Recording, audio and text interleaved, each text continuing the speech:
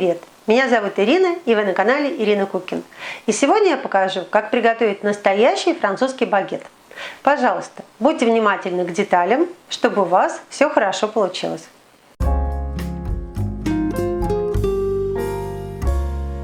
В дижон наливаю 350 граммов холодной воды. Она у меня даже еще со льдом. Мука 500 граммов, высший сорт. Можно мешать с первым сортом, но если никогда не делали багет, пока не экспериментируйте. Раскрошу прямо в муку 4 грамма прессованных дрожжей. В данном рецепте предпочтительнее именно прессованные дрожжи. Можно раскрошить их в муку, можно смешать с водой, как хотите. Но в воде у меня еще плавает лед, поэтому я решила дрожжи сразу не шокировать. Насадка крюк. Добавляю всю муку и на первой скорости просто смешиваю ингредиенты до объединения. Это тесто прекрасно замешивается руками. Комбайн тут можно вообще не использовать. Всю муку смочили. Проверьте, чтобы нигде не было комков, иначе потом их разбить сложно.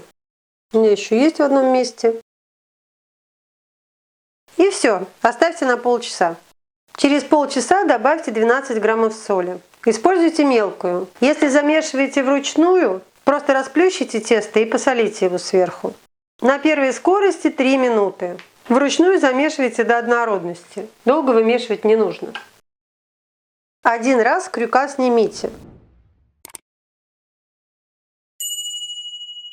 Все.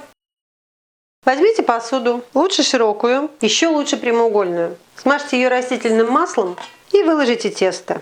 И теперь нужно будет сделать 2-3 обминки с вытяжением. Зависит от времени. 3 обминки с интервалом полчаса или 2 обминки с интервалом 40-50 минут. Прошло 45 минут, нужно сделать первую обминку с вытяжением. Смочите руки водой и делайте таким образом. С одной стороны тесто тяните, но не рвите. Уложили. Разворачиваете на 180 градусов. Берете с противоположной стороны. И тоже вот так подтягиваете, но не рвите. На 90 градусов. И еще раз разворачиваете на 180 градусов. И опять на 45 минут. И вторая обминка через следующие 45 минут. Также смочите руки. Все то же самое. Тяните тесто, пока оно тянется. Не рвать. 180 градусов повернули. Сложили. 90 градусов. 180 градусов. На этом все. Тесто уезжает в холодильник на 12-18 часов. И тут не место спорам, нужно это делать или не нужно. Это технология приготовления французского багета. Холодная ферментация. Спокойной ночи.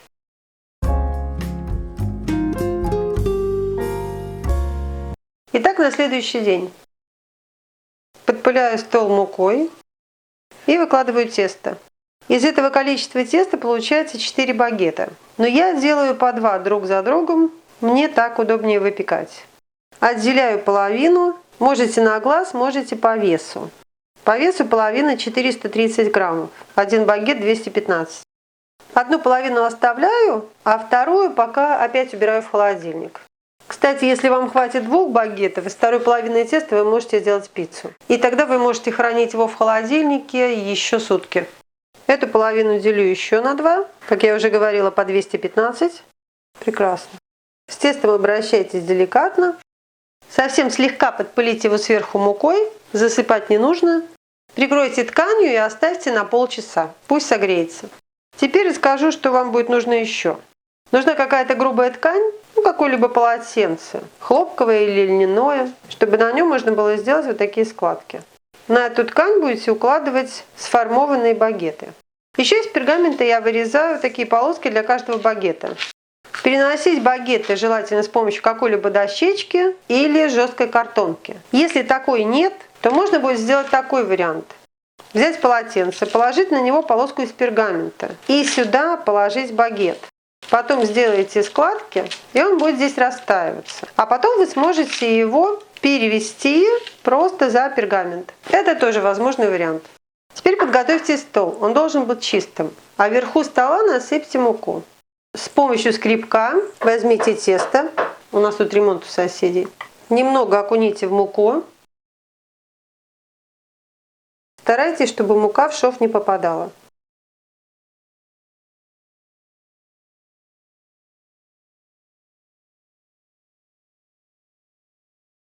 Подтягивайте поверхность. Проверьте шов.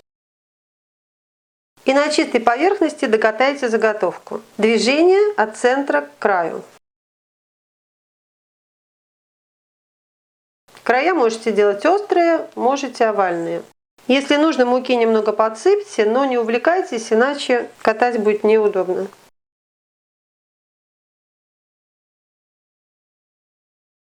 Длина багета получается 37-38.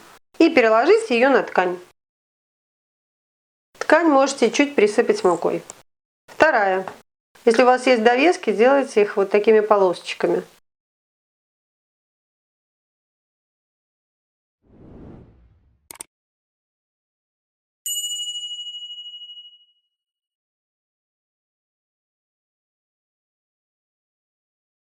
Вот так. И аккуратно перемещаете. В итоге получается вот такое приспособление. В таком виде я оставляю багеты на час. Минут за 30-40 до конца расстойки я включу духовку. Пусть она разогревается до 250 градусов. Мой противень стоит в нижней трети. Багетам нужен пар, поэтому поставьте под противень какую-либо мисочку. Пусть она тоже разогревается. После того, как багеты посадите, в миску плеснете полстакана воды или стакан льда. Аккуратно, конечно. Кстати, вы можете попробовать формовать багеты из холодного теста. Некоторым такой вариант нравится больше. И если формуете холодное тесто, то время расстойки уже не час, а час 20, например. То есть их расстойка закончится как раз тогда, когда вы испечете первую партию. Все, готов. Переношу.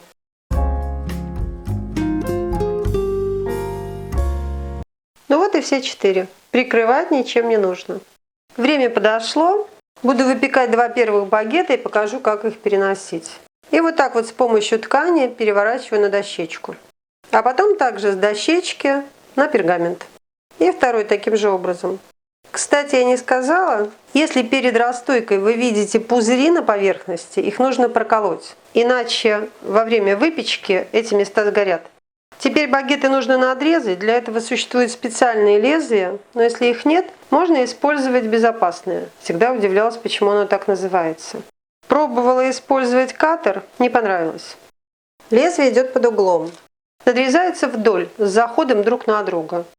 Такую длину хватит 3-4 надреза. Отправляю в духовку. И пар я делаю не с помощью миски, а с помощью вот такого пульверизатора. У меня духовка электрическая, и я брызгаю на стенки обильно. Ну вот, прекрасные. 17 минут, но следите внимательно, температура высокая. Повторение мать учения.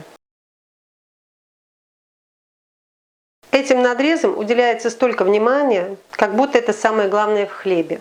Не гоняйтесь за красивыми надрезами, сосредоточьтесь на вкусном, хорошо выпеченном хлебе. А как уж вы разрежете, это совершенно не важно, особенно для дома, для семьи.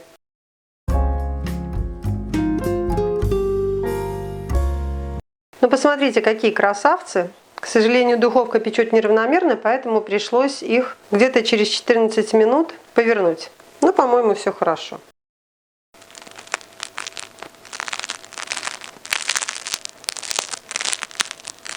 Демонстрирую вам хруст французской булки. Вот такие чудесные, настоящие французские багеты у меня получились. И обязательно получится у вас. Непременно приготовьте. А я желаю вам приятного аппетита. Ту-ду-ду-дум! Посмотрите. Ну, почувствовали себя в Париже? Еще нет? Красота неописуемая. Очень вкусно. Я пеку эти багеты уже 2-ю неделю. И моя семья, вместо того, чтобы сказать «хватит», говорит: а где свежие багеты? Правда, я добавляю примерно половину муки первого сорта. Мне очень любят такой немного резиновый хлеб, но это уже на вкус. Вот такие кружева. Та-дам, та-дам! Что может быть аппетитнее и вкуснее свежего французского багета? Я не знаю.